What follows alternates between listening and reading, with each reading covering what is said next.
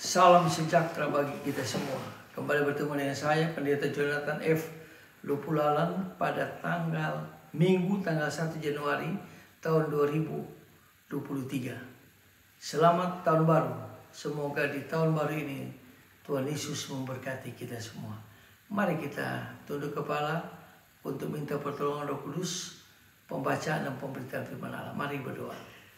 Tuhan Yesus, terima kasih atas nafas hidup yang Tuhan Yesus masih berikan kepada kami. Kami baru saja meninggalkan tahun 2022. Dan hari ini kami sudah memasuki di hari yang pertama di tahun 2023. Dan kami mau membaca dan mendengarkan firman-Mu. Urapilah hamba-Mu Tuhan dengan kuasa Roh-Mu yang kudus. Dan beri penerangan kepada para pendengar firman Tuhan ini, supaya kami semua diberkati di tahun 2023 ini. Dalam kasih dan pengampunan Kristus kami berdoa. Haleluya. Amin. Mari kita baca firman Tuhan yang diambil dari Filipi pasal yang ketiga ayat 12 sampai 14. Namun saya akan membacakan ayat yang ke-13 saja. Firman Tuhan berkata begini. Aku melupakan apa yang telah di belakangku dan mengarahkan diri kepada apa yang di hadapanku. Demikianlah firman Allah yang berbagi kita membaca, mendengar, dan melakukan firman Allah. Tema kita pada Minggu tanggal 1 Januari 2023 di tahun baru ini adalah hidup baru di tahun baru, berkat baru di tahun baru. Nah, saudara-saudara yang saya kasih dalam Yesus Kristus, ada satu istilah yang selalu diterapkan di dalam masyarakat Jepang, yaitu osuji. Osuji artinya kerja bakti. Nah, adalah sebuah tradisi turun-temurun yang dilakukan oleh masyarakat Jepang, khususnya dalam menyambut pergantian tahun yang baru. Nah, pada saat bagi seluruh anggota keluarga bersama-sama membersihkan rumah, mulai dari teras rumah sampai kamar mandi rumah, dibersihkan sebersih-bersihnya. Supaya apa artinya? Maknanya apa? Maknanya sederhana.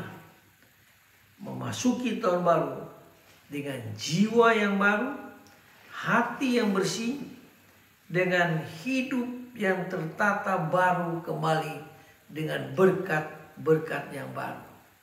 Tradisi yang ada di Jepang luar biasa. Ya. Namun adalah tradisi yang luar biasa di Italia. Di Italia itu setiap pergantian tahun, maka di salah satu desa di sana, mereka membuang dari jendela rumah barang-barang yang lama.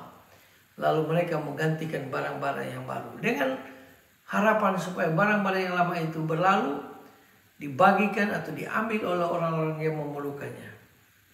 Nah, saudara-saudara yang saya kasih dalam Tuhan Yesus Kristus,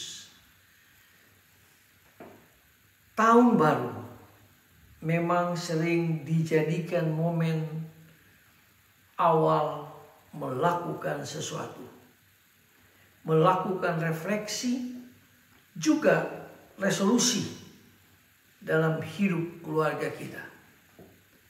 Tentu tidak salah, walaupun sebenarnya tidak harus melakukannya pada saat tahun baru saja.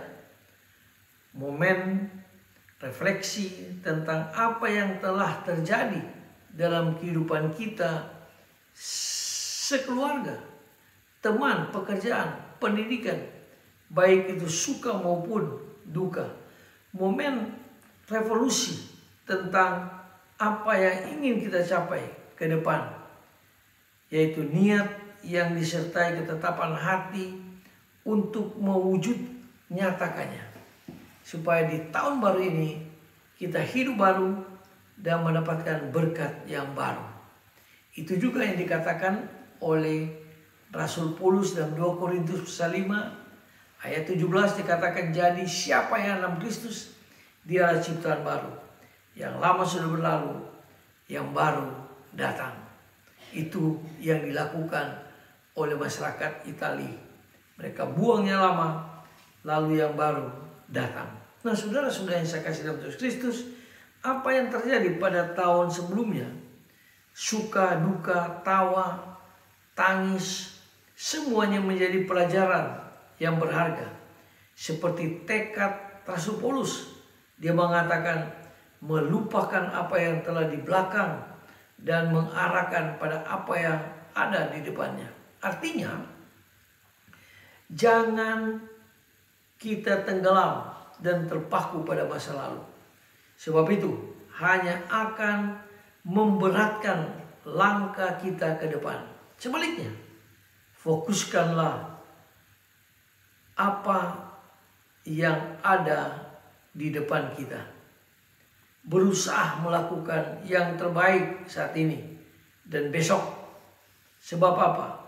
Sebab kita tidak tahu apa yang akan terjadi besok. Menurut prediksi-prediksi, tahun 2023 ini menjadi tahun yang sangat sulit. Apalagi tahun berikutnya itu pemilihan seluruh kepala daerah dan pemilihan presiden dan wakil presiden. Dan sulit sekali. Perekonomian sulit. Tapi kita percaya dengan iman bahwa Allah Tritunggal yang kita kenal dalam nama Tuhan Yesus akan memimpin kita. Asalkan kita mau membersihkan diri kita. Seperti orang Jepang bilang, Osuji, maka dia bersihkan rumahnya dari teras sampai di kamar mandi. Dia bersihkan sebersih-bersihnya sama dengan kita. Kita harus membersihkan diri kita dengan sungguh-sungguh. Karena Markus mengatakan, Markus 7:3 dia katakan, dari dalam hati timbul segala macam kejahatan, segala macam yang tidak baik. Tapi kalau kita hidup bersama dengan Roh Kudus, maka kata Paulus, hidup lama berlalu dan hidup baru mulai ditata kembali.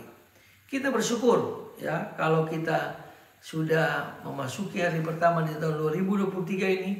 Mari kita dengan tekad yang baru, dengan hidup baru dan berkat baru yang akan diberikan Tuhan Yesus kepada kita sebagai orang-orang yang percaya kepada Tuhan Yesus. Tahun 2022 sudah berlalu, lalu kita tatap ke depan pada tahun 2023.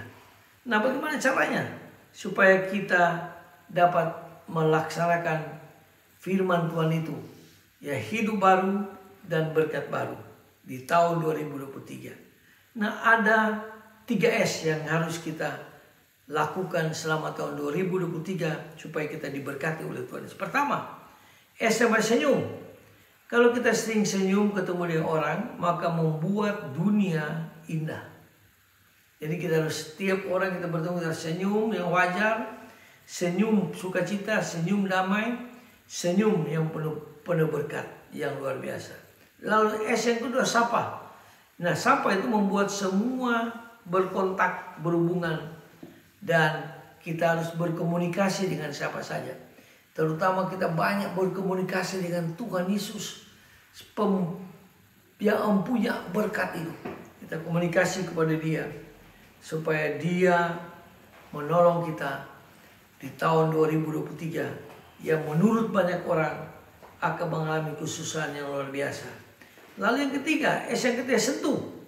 Kita membuat kita saling ulurkan tangan. Kita berbagi. Sebab orang semua orang lalu bilang bersaudara. Maka kita perlu sentuh. Orang-orang yang susah kita bantu dengan penuh sukacita.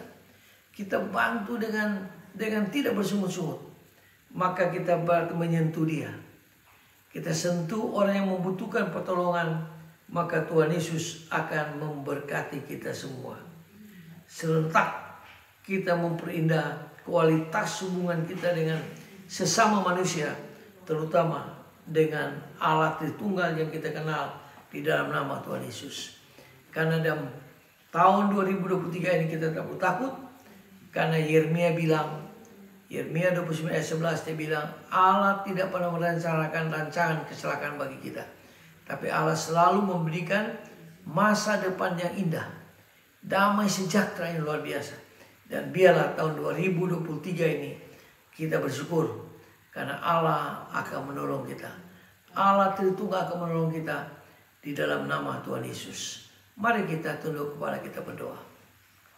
Tuhan, terima kasih kalau kami sudah bisa menginjak di tahun 2023 ini, hari pertama Tuhan.